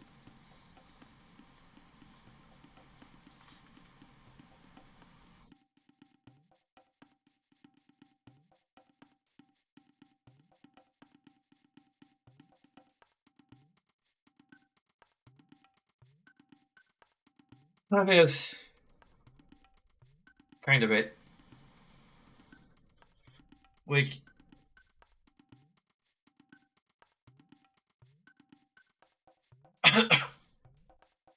like I could give Marl a positive now. The thing is that I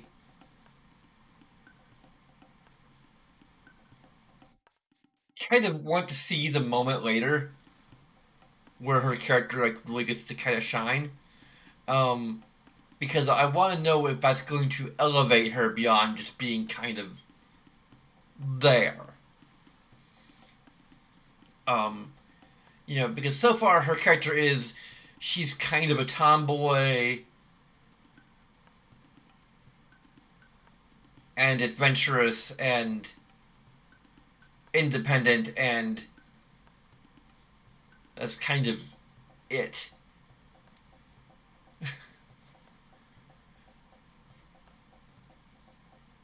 Like we don't know what exactly her. She's a character who's at this point is probably having to discover herself, really. But I'm not even sure. But I would call Marla a tomboy. Exactly. I don't even think she's a tomboy. Like people see her as a tomboy because she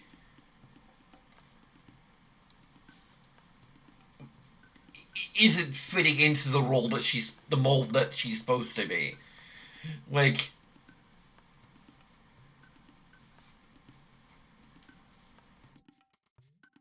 she's supposed to be a princess. Um,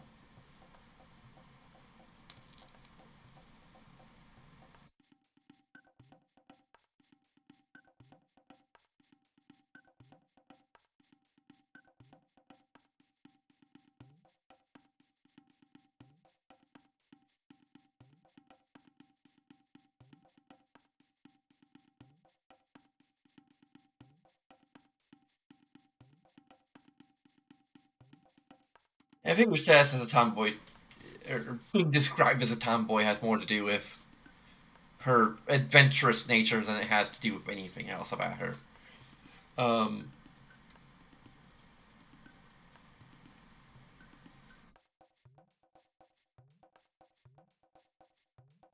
yeah, I said at this point, I don't feel like Marl has demonstrated any character traits or interests beyond just being fiercely independent,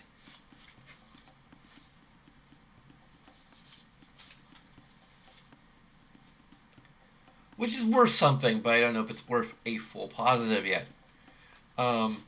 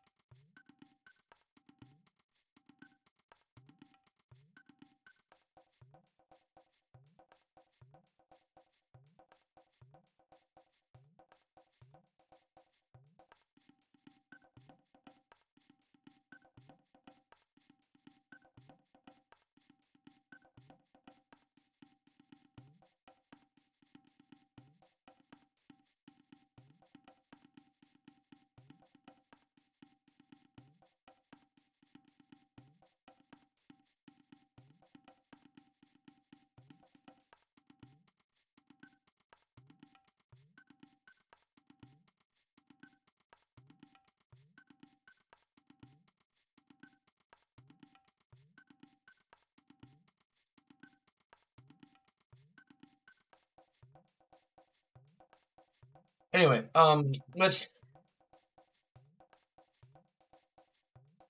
I have a good feeling that like when we get her moment to shine as a character, that it will become a full positive. It's just that I kind of want to save it for that moment.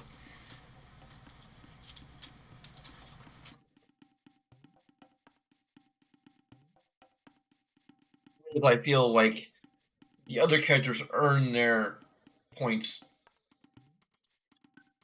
much more early on. Feel free to argue me up to actually giving Marl a positive now.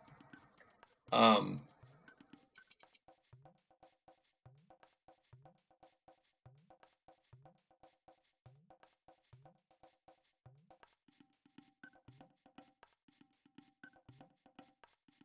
and I will consider it for tomorrow. Um, so we've got interaction 1, 2, 3, 4 more, which brings us up to 39.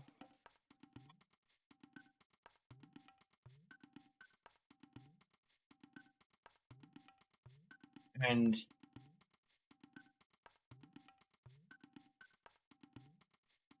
Ellie, would you please get off my map right now? I'm trying to count. And your cuteness is very distracting.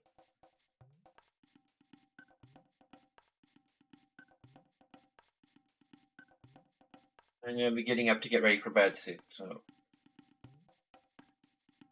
Okay, so information positive for play direction. 1,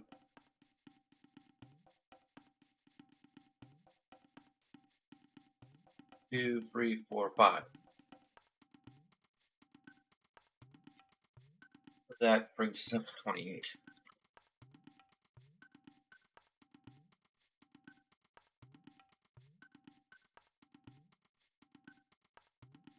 Information is still lagging behind interaction.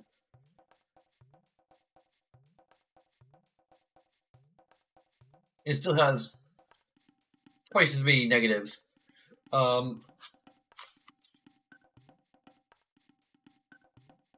Although part of it, I think it has to do with the fact that the upscale graphics suck, and I think the two negatives are the ups have to do with the porting of this game.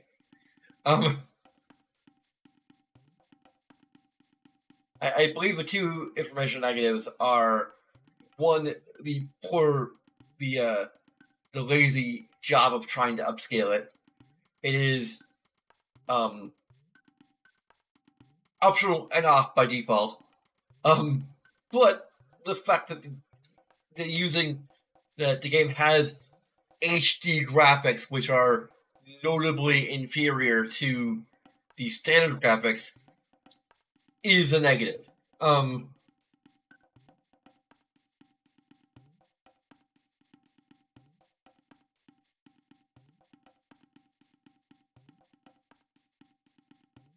I didn't bother to even the mobile versions of the contentious or whatever you want to think of as um the divisive or poorly received. Let me say that poorly received mobile versions of the Final Fantasies, and the subsequent ports of those to PC have actual updated sprites that are manually crafted for the remakes. This one is just uses a filter and an upscaling filter in Photoshop and call it a day. Like not even on all the sprite sheets. Just go through individually. Don't even care if there's bleed over from neighboring tiles. We're just gonna go through everything. And it takes some time, but it doesn't really take a lot of thought or effort. So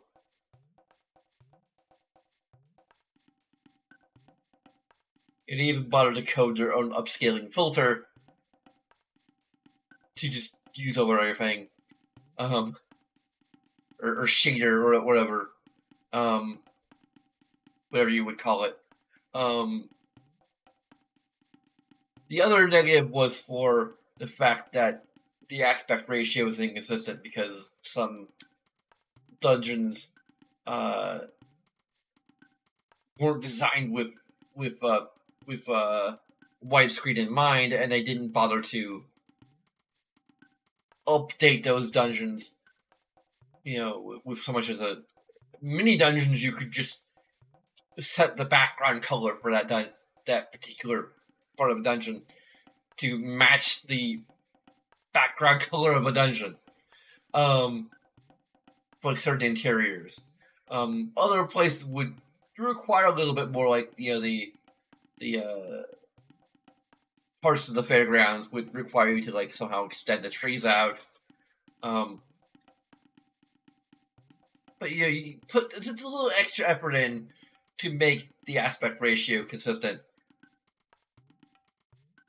Like if I knew how to like actually go into the code and like implement these things, um, these tweaks, I would it would be fairly easy, I imagine.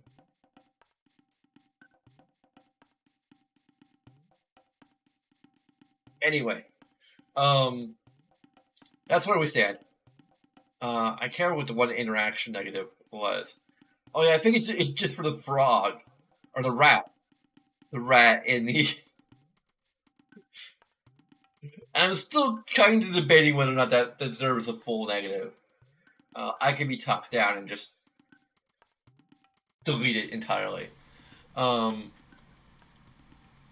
and make interaction flawless. Um,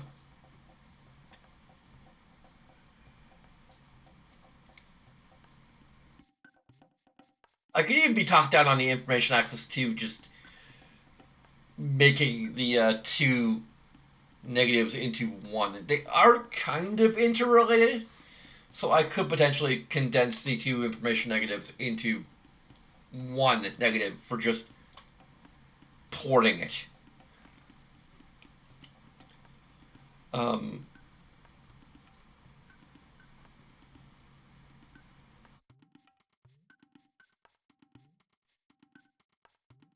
I could even be talking myself into doing that. Because they are kind of interrelated, and quite frankly, the fact that the HD graphics are um, optional and off by default um, makes it so that um, it's not necessarily worthy of a full negative.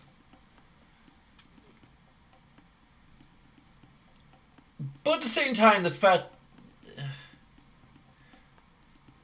I don't know, like the widescreen almost deserves its own. Uh, Although it's kind of minor because you may or may not even notice it, after a while because many areas are just work for widescreen. Um, like probably around 80%, I think so far, are fairly well work pretty well in widescreen. Only a few areas don't. So that might, dial down a negative enough to make an aggregate between those two things to just make it a negative for the port.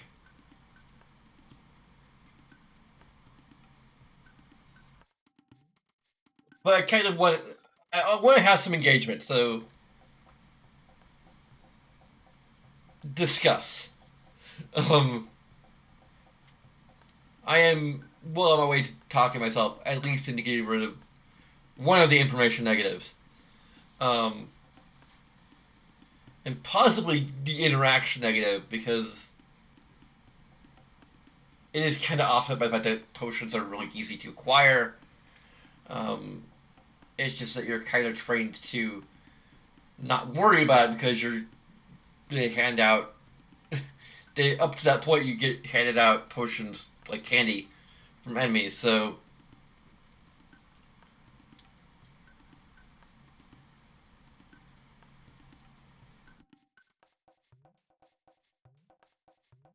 anyway,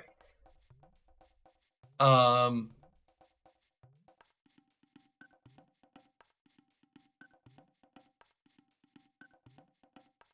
there's a bunch of things you can do that will take just a few seconds of your time,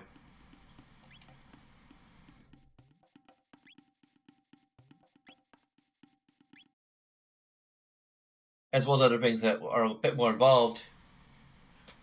Um, but regardless, I thank you so very much for watching. Until next time.